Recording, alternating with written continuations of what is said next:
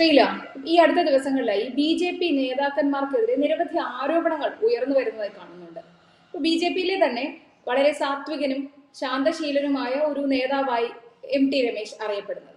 അദ്ദേഹത്തിനെതിരെ ഇപ്പോൾ ഒരു ആരോപണം, അത് മെഡിക്കൽ കോഴയുമായി ബന്ധപ്പെട്ട് ഒരു 9 കോടി അദ്ദേഹം കൈക്കൂലി വാങ്ങി എന്ന ഒരു ആരോപണം ഉയർന്നു വരുന്നുണ്ട്. ഇതിൽ എന്തെങ്കിലും വാസ്തവമുള്ളതായി കരുതുന്നുണ്ടോ? പ്രീത, നേരത്തെ ഇത്തരത്തിലൊരു ആരോപണം കുമ്മനം സംസ്ഥാന പ്രസിഡന്റ് ആയിരുന്ന കാലത്ത് ഉയർന്നു വന്നതാണ്. അപ്പോൾ മെഡിക്കൽ കോളേജുമായി ബന്ധപ്പെട്ട് ഇത്തരം ഒരു ആരോപണം ഉയർന്നു വന്നപ്പോൾ തന്നെ അത് പോലീസ് കേസെടുക്കുകയും അന്വേഷണം നടത്തുകയും അതുപോലെ തന്നെ കേരളത്തിലെ BJP നേതൃത്വം ഇടപെട്ടുകൊണ്ട് ഒരു കമ്മീഷനെ നിയോഗിക്കുകയും ചെയ്തിട്ടുണ്ട്. ആ കമ്മീഷനിൽ ഉണ്ടായിരുന്ന നാസർ എന്ന് പറയുന്ന ഒരാളാണ് ഇപ്പോൾ ഈ ആരോപണവുമായി രംഗത്ത് വന്നിട്ടുള്ളത്. ആ കമ്മീഷനിൽ ഉണ്ടായിരുന്ന നാസർ എന്ന് പറയുമ്പോൾ ഈ നാസറിനെ പാർട്ടിയിൽ നിന്നും ഇങ്ങനെ ഒരു കമ്മിറ്റി റിപ്പോർട്ട് ഉണ്ടാക്കി എന്ന് പറഞ്ഞുകൊണ്ട് മാധ്യമങ്ങളിൽ വാർത്ത കൊടുത്തതിനെ തുടർന്ന് പാർട്ടിയിൽ നിന്നും പുറത്താക്കപ്പെട്ടു പോയ ഒരാളാണ് നാസർ. അതുകൊണ്ട് അത്തരത്തിലുള്ള ഒരാൾ ഇപ്പോൾ വന്ന് ഈ ആരോപണം ഉന്നയിക്കുന്നതിന്റെ പശ്ചാത്തലം മനസ്സിലാവുന്നില്ല. അതുമാത്രമല്ല, ഈ നാസറിനെ അടക്കമുള്ളവരെ വിജിലൻസ് കേസെടുത്തപ്പോൾ വിജിലൻസ് വിളിക്കുകയും മൊഴിയെടുക്കുകയും ഒക്കെ ചെയ്ത് അന്വേഷണ സംഘത്തിന് മുന്നിൽ മൊഴി കൊടുക്കുകയും ചെയ്ത സാഹചര്യമുണ്ട്. ഇനി അതുകൂടാതെ നോക്കുകയാണെങ്കിൽ തന്നെ നമുക്ക് മനസ്സിലാക്കാൻ സാധിക്കുന്നത്, അന്ന് ഇത്തരത്തിലുള്ള ആരോപണം ഉയർന്നപ്പോൾ തന്നെ ഷാജി അങ്ങനെ ഒരു സംഭവം നടന്നിട്ടില്ല എന്ന് അദ്ദേഹവും വിജിലൻസിന് മുമ്പിൽ മൊഴി നൽകിയിട്ടുണ്ട്. യഥാർത്ഥത്തിൽ സൗകര്യപൂർവ്വം ഇവരൊക്കെ മൊഴി നൽകുകയും അതിനുശേഷം ഇപ്പോൾ ഇത് ഉപയോഗിക്കുന്നതിന്റെ സാങ്കേതികത്വം മനസ്സിലാവുന്നില്ല. ഇപ്പോഴത്തെ സമയത്തിന് വലിയ പ്രത്യേകതയുണ്ട്. ഈ സമയം എന്ന് പറയുന്നത് മുമ്പെങ്ങും ഇല്ലാത്ത വിധം BJP പ്രതിരോധത്തിലാകുന്ന രീതിയിൽ, അല്ലെങ്കിൽ BJPയിലെ നേതാക്കന്മാരെ കരിവാരി തേക്കുന്ന രീതിയിൽ പല കോണുകളിൽ നിന്ന് പലതരത്തിലുള്ള ആക്ഷേപം ഉണ്ടാകുന്നു. നോക്കൂ, ആർക്കൊക്കെ എതിരെയാണ് ആക്ഷേപം ഉണ്ടാകുന്നത് എന്നുള്ളതാണ് ഇവിടെ നമ്മൾ ചിന്തിക്കേണ്ട കാര്യം. ഇവിടെ ആദ്യം ആക്ഷേപം ഉണ്ടായത് K. സുരേന്ദ്രൻ, അതുപോലെ തന്നെ പാലക്കാട് കൃഷ്ണകുമാർ, അത് കഴിഞ്ഞ ശേഷം ഇപ്പൊ MT രമേശിലേക്ക് അത് വന്നിരിക്കുന്നു. ഇതിന്റെ പിന്നിൽ ആരാണ് എന്നുള്ളതിന്റെ ഉത്തരം കേരളത്തിലെ BJP പ്രവർത്തകർക്ക് ഏകദേശം ഇപ്പോൾ വ്യക്തമായിട്ടുണ്ട് എന്നാണ് എനിക്ക് തോന്നുന്നത്. കാരണം ഈ സമയം എന്ന് പറയുന്നത് സംസ്ഥാന പ്രസിഡന്റ് പദത്തിലേക്ക് ആരെത്തും എന്ന തെരഞ്ഞെടുപ്പുമായി ബന്ധപ്പെട്ടുള്ള അഭ്യൂഹങ്ങൾ നിലനിൽക്കുന്ന ഒരു കാലഘട്ടമാണ്. ആ അഭ്യൂഹങ്ങളിൽ ആരുടെയൊക്കെ പേര് വരുന്നോ ആ പേര് വരുന്നവരെയൊക്കെ ഇതിൽ ചില തൽപര കക്ഷികൾ, അതായത് സംസ്ഥാന പ്രസിഡന്റ് ആകാൻ കച്ചകെട്ടിയിരിക്കുന്ന ചിലർ മാധ്യമങ്ങളിലൂടെ സ്വന്തം പേര് വാഴ്ത്തിപ്പാടുകയും വാഴ്ത്തിപ്പാടിപ്പിക്കുകയും ചെയ്യുന്ന ചിലരാണ് ഇതിന്റെ പിന്നിലെന്ന കാര്യത്തിൽ യാതൊരു സംശയവുമില്ല. സത്യത്തിൽ കേന്ദ്ര നേതൃത്വത്തിന് വളരെ വ്യക്തമായി ഈ സംഭവങ്ങളെ കുറിച്ച് വളരെ കൃത്യമായി തന്നെ അറിയാമെന്നാണ് ഞാൻ മനസ്സിലാക്കുന്നത്. പിന്നെ ഒരു കാര്യമുണ്ട്, കേരളത്തിലെ ഏതെങ്കിലും ഒരു ഓൺലൈൻ മാധ്യമം വാർത്ത കൊടുത്തത് കൊണ്ടോ, കേരളത്തിലെ ഏതെങ്കിലും ഒരു മാധ്യമം വാർത്ത കൊടുത്തത് കൊണ്ടോ 10, 20, 25 വർഷം ഒരു സംഘടനയുമായി ബന്ധപ്പെട്ട് പ്രവർത്തിക്കുന്ന ഒരു നേതാവിനെയും BJPയുടെ കേന്ദ്ര നേതൃത്വം അവിശ്വസിക്കില്ല. അവർക്ക് ഓരോ നേതാക്കന്മാരെയും പറ്റി, ആരൊക്കെ എന്തൊക്കെ ചെയ്യുന്നു എന്നതിനെ പറ്റി കൃത്യമായ റേറ്റിംഗ് ഉണ്ട് എന്നാണ് ഞാൻ മനസ്സിലാക്കുന്നത്. അതുകൊണ്ട് തന്നെ MT രമേശിനെ പോലെ ഒരാളെ കുറിച്ച് ആരോപണം ഉന്നയിക്കുമ്പോൾ കേരളത്തിലെ സാമാന്യ ജനങ്ങൾ പോലും അത് അംഗീകാരത്തിലെടുക്കുകയോ, അല്ലെങ്കിൽ കേരളത്തിലെ സാമാന്യ ജനങ്ങൾക്ക് പോലും അത് എന്തുകൊണ്ടാണ് ഇപ്പോൾ ഇത്തരത്തിലൊരു ആരോപണം ഇപ്പോൾ ഉണ്ടാകുന്നതെന്ന് ചിന്തിക്കും. അതിന് കാരണം എന്താണ്?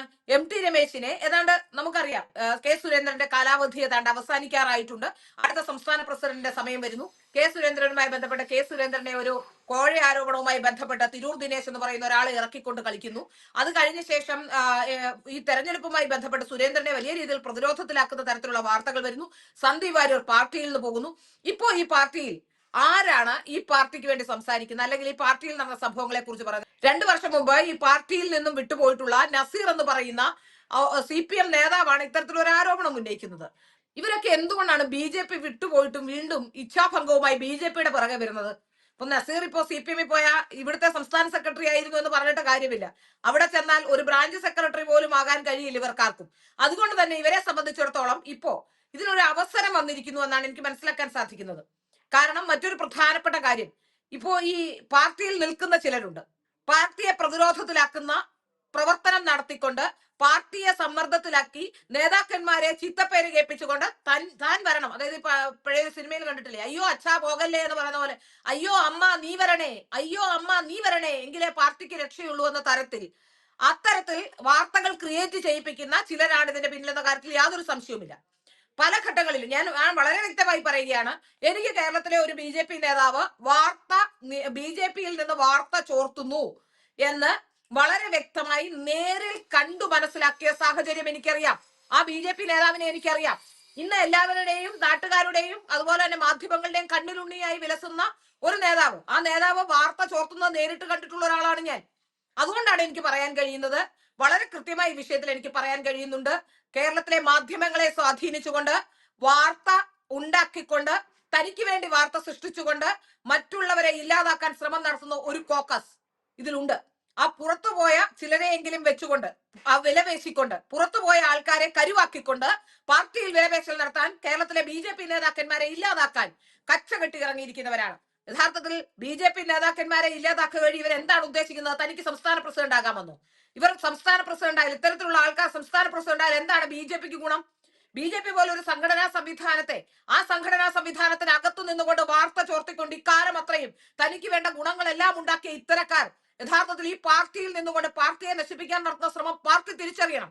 ആ ഒരേ ഒരു വ്യക്തിയെ പാർട്ടി പുറത്താക്കിയാൽ, ആ ഒരേ ഒരാളെ ഈ BJP പുറത്താക്കാൻ ധൈര്യം കാണിച്ചാൽ തീർച്ചയായും BJPയുടെ നല്ല കാലം അവിടെ തുടങ്ങുമെന്നാണ് എനിക്ക് പറയാനുള്ളത്.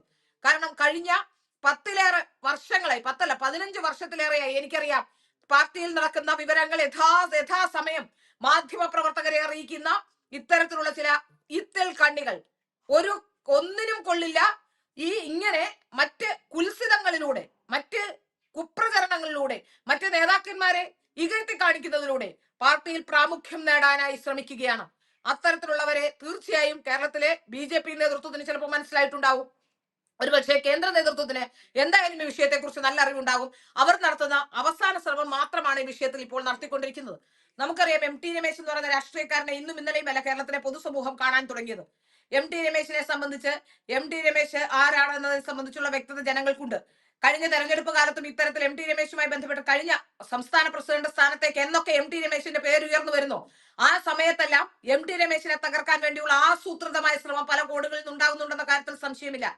അത് വ്യക്തമായ കാര്യം തന്നെയാണ്. ഇപ്പോഴും MT രമേശിന്റെ പേര് സംസ്ഥാന പ്രസിഡന്റ് സ്ഥാനത്തേക്ക് വരുന്നു. ഒരുപക്ഷെ RSSന് വളരെ ഇഷ്ടമുള്ള ഒരു നേതാവെന്ന രീതിയിൽ, അതുപോലെ തന്നെ പ്രശ്നങ്ങളെ, പ്രതിസന്ധികളെ തരണം ചെയ്യാൻ കഴിവുള്ള ഒരാളെന്ന രീതിയിൽ, പക്വതയുള്ള രാഷ്ട്രീയ നേതാവെന്ന രീതിയിൽ അദ്ദേഹത്തിന്റെ പേര് ഉയർന്നു വരുന്നതിനെ കളങ്കപ്പെടുത്താനുള്ള ശ്രമമാണ് ഇപ്പോഴുണ്ടായിട്ടുള്ള വിവാദം. 2 വർഷം മുമ്പ് പാർട്ടി വിട്ടുപോയവർ, അവർ വന്നിപ്പോ പറയേണ്ട സാഹചര്യം എന്താണ്? അന്നൊന്നും ഒരു അന്വേഷണ കമ്മീഷന് മുന്നിലും പാർട്ടി പുറത്താക്കിയിട്ട് പോലും, അന്ന് മറ്റൊരു പാർട്ടിയിൽ ചേരേണ്ട സാഹചര്യം ഉണ്ടായപ്പോൾ പോലും കമാന്നൊരക്ഷരം മിണ്ടാതെ പോയ AK നസീർ അടക്കമുള്ളവർ ഇപ്പോൾ വന്ന് ഇത്തരത്തിലുള്ള ആരോപണം ഉന്നയിക്കുന്നതിന് പിന്നിൽ എന്താണ് എന്നുള്ളതാണ്. കൂടുതൽ തെളിവുകൾ അയാൾ എഴുതി വെക്കുന്നതാണോ തെളിവുകൾ? കൂടുതൽ തെളിവുകൾ കൈമാറുമെന്നൊക്കെയാണ് പറയുന്നത്. വളരെ കൃത്യമായി നമുക്കിതിൽ നിന്ന് മനസ്സിലാക്കാൻ സാധിക്കുന്ന കാര്യം, ഈ AK നസീറിനെ, ഈ പുറത്തു നിന്നുള്ള ഇത്തരത്തിലുള്ള പാർട്ടി വിട്ടുപോയവരെ, കേരളത്തിലെ BJP നേതാക്കന്മാരെ നിരന്തരം ആക്രമിക്കാൻ വേണ്ടി ചിലർ കൂലിക്കെടുത്തിരിക്കുന്നു എന്നുള്ളതാണ്. അതിന്റെ ഞാൻ വന്നാൽ നിങ്ങളെയൊക്കെ തിരിച്ചെടുക്കാമെന്ന് പറഞ്ഞ്, അല്ലെങ്കിൽ ഞാൻ വന്നാൽ നിങ്ങൾക്കൊക്കെ ഗുണമുണ്ടാകുമെന്ന് പറഞ്ഞ് കേരളത്തിലും ഇന്ത്യയിലും അങ്ങോളം ഇങ്ങോളമുള്ള മുഴുവൻ പ്രധാനപ്പെട്ട പ്രവർത്തകരെയും വിളിച്ചിട്ടുള്ള ഒരാളെ എനിക്കറിയാം. എന്നെ സംസ്ഥാന പ്രസിഡന്റ് ആകാൻ സഹായിക്കണമെന്ന് പറഞ്ഞുകൊണ്ട് നടക്കുന്ന ഒരാളെ എനിക്കറിയാം. അത്തരത്തിൽ പലരെയും, അതായത് മാധ്യമ പ്രവർത്തകരെ വരെ ദാരിദ്ര്യത്തിന്റെ കണക്ക് പറഞ്ഞു ഒക്കെ പറഞ്ഞുകൊണ്ട്, ഒരു കാലഘട്ടത്തിൽ ഞാൻ അങ്ങനെ ജീവിച്ചതാണ്, അതുകൊണ്ട് എനിക്ക് എങ്ങനെയെങ്കിലും പാർട്ടിയിൽ വലിയ ആളായേ പറ്റൂ എന്ന് പറഞ്ഞുകൊണ്ട് പലതരത്തിൽ മാധ്യമങ്ങളെ സ്വാധീനിക്കുന്ന ഒരു വ്യക്തിയെ എനിക്ക് വ്യക്തിപരമായി അറിയാം. ആ വ്യക്തിയുടെ പേര് ഞാനിപ്പോൾ പറയുന്നില്ല. BJPക്കാർക്ക് ഏതെങ്കിലും തരത്തിലുള്ള അത്തരത്തിലുള്ള കാര്യങ്ങൾ എന്താണ് എനിക്കറിയാവുന്നത് എന്ന് പറയേണ്ട ഒരു സാഹചര്യം ഉണ്ടായാലെന്ന് ഞാൻ പറയും. അതിനപ്പുറത്തേക്ക് ഇപ്പോൾ ഏതായാലും ആ വ്യക്തിയുടെ പേര് ഞാൻ വെളിപ്പെടുത്തുന്നില്ല. ഇത് വളരെ കൃത്യമായി എനിക്ക് മനസ്സിലാക്കാൻ സാധിക്കുന്നത്, ഇത് ഒരു ലോബി, പുറത്തു നിൽക്കുന്നവരെ സഹായിക്കുന്ന, കേരളത്തിൽ BJP വിട്ടുപോയവരെ സഹായിക്കുന്ന ഒരു ലോബി ഇപ്പോഴും കേരളത്തിലെ BJP സജീവമായുണ്ട്. ആ ലോബിയുടെ ചുക്കാൻ പിടിക്കുന്നത് വളരെ പ്രധാനപ്പെട്ട ഒരു നേതാവാണ്. ആ ഒരൊറ്റ നേതാവിനെ പുറത്താക്കുക മാത്രമേ ഈ കാര്യത്തിൽ ചെയ്യാനുള്ളൂ. ആ നേതാവിനെ എന്ത് സംഭവിച്ചാലും, അതിലും വലിയ നേതാക്കന്മാർ, തൃശ്ശൂരൊക്കെ നമുക്കറിയാം, തൃശ്ശൂരിൽ ജില്ലാ പ്രസിഡന്റ് ആയിരുന്ന വളരെ പ്രഗത്ഭരായ ഒരു നേതാവിനെ പുറത്താക്കപ്പെട്ടിട്ടുണ്ട്. അദ്ദേഹം ഇതുവരെ പാർട്ടിക്ക് പറ്റിയ ദ്രോഹമൊന്നും ചെയ്താൽ എനിക്കറിയില്ല കേട്ടോ. അന്ന് എന്തോ പ്രശ്നത്തിന്റെ പേരിൽ പുറത്താക്കിയതാണ്. പക്ഷെ അദ്ദേഹം ഇപ്പോഴും ഈ പാർട്ടിയുടെ ആശയങ്ങൾ ഉൾക്കൊണ്ടുകൊണ്ട് തുടരുന്നു എന്നാണ് എനിക്ക് മനസ്സിലാക്കാൻ സാധിക്കുന്നത്. പക്ഷേ ഇത്തരത്തിൽ ഈ പാർട്ടി കൊണ്ട് ഗുണമുണ്ടാക്കിയിട്ടുള്ള, ഈ പാർട്ടി കൊണ്ട് പേര് സമ്പാദിച്ചിട്ടുള്ള, ഈ പാർട്ടി കൊണ്ട് ഇപ്പോഴും ഉപയോഗം ഉണ്ടാക്കിക്കൊണ്ടിരിക്കുന്ന ഇത്തരത്തിലുള്ള നേതാക്കന്മാരെ പുറത്താക്കേണ്ട കാലം അതിക്രമിച്ചിരിക്കുന്നു. അതിന് RSS അടക്കമുള്ളവർ മുൻപിൽ വരണമെങ്കിൽ മുൻപിൽ വരണം. കാരണം കേരളത്തിലെ ഗ്രൂപ്പിസം എന്ന് പറയുന്നത്, കേരളത്തിൽ BJPയിൽ ഗ്രൂപ്പിസം ഉണ്ടാകുന്ന കാര്യത്തിൽ ഒരു സംശയവുമില്ല. ആ ഗ്രൂപ്പിസം മാധ്യമങ്ങളിലേക്ക് പടർത്താൻ, ആ ഗ്രൂപ്പ് സാധാരണ എല്ലായിടത്തും ഉണ്ടാകും. നമുക്കൊരു വീട്ടിലും പ്രശ്നങ്ങൾ ഉണ്ടാവും. നമ്മുടെ കുടുംബത്തിൽ നമ്മളൊരു 4 പേരുള്ള കുടുംബം, ഒരു അണുകുടുംബത്തിൽ പോലും പ്രശ്നങ്ങളുണ്ട്. അത്തരം ഒരച്ഛനും അമ്മയും ഒരു കുട്ടിയും മാത്രമാണെങ്കിൽ പോലും ആ വീട്ടിൽ പ്രശ്നമുണ്ടാകും. അങ്ങനെയുള്ള പ്രശ്നങ്ങൾ ഉണ്ടാകുമ്പോൾ നാട്ടിലുള്ളവരെയെല്ലാം വിളിച്ചറിയിച്ച് ആ വീടിന്റെ മേധാവിത്വം എനിക്ക് ഏറ്റെടുക്കണം എന്ന് പറയുന്നതിനെ എങ്ങനെയാണ് ന്യായീകരിക്കാൻ കഴിയുക?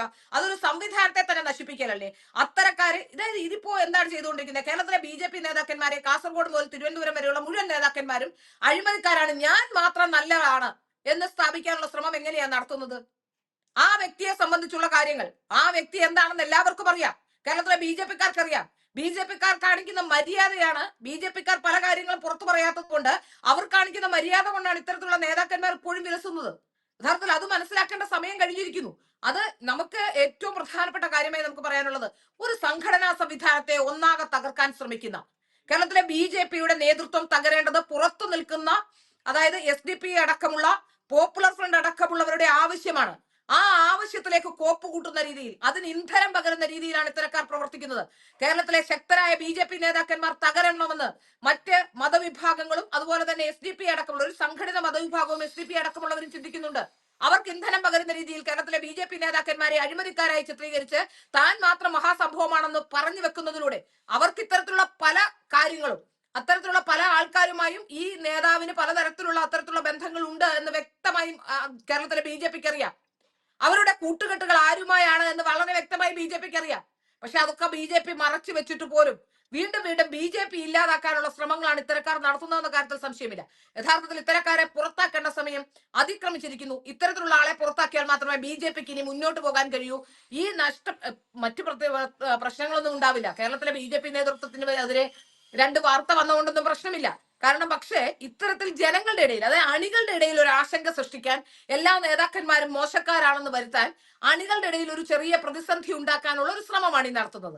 അതിന് പുറത്തുനിന്ന് നിൽക്കുന്നവർക്ക് ഇന്ധനം പകരുന്നത് അകത്തു നിന്നുള്ളവരാണ്.